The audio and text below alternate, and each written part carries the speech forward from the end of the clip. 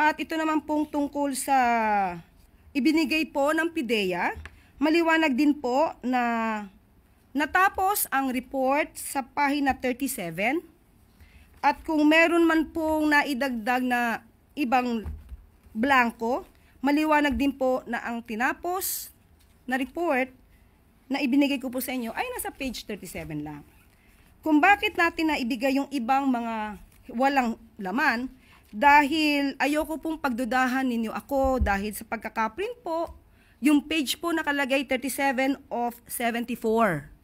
So kung ibibigay ko lamang sa inyo po ay magtatapos sa 37, ito po makita po kung saan po yung pinaka-ending. So dapat dito lang po talaga. So, kung hindi ko po ibibigay lahat, baka pagdudahan nyo ako na meron akong itinagong dokumento.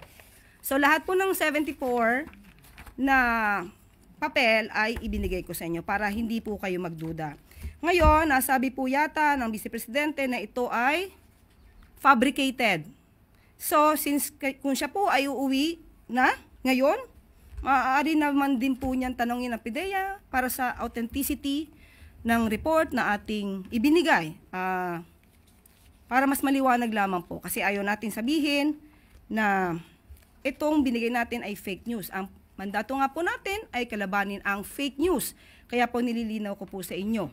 So, kung hindi ko po ibibigay sa inyo lahat ang mga pahina, baka sabihin nyo, inedit ko pa. So, muli, kung panahon po, kung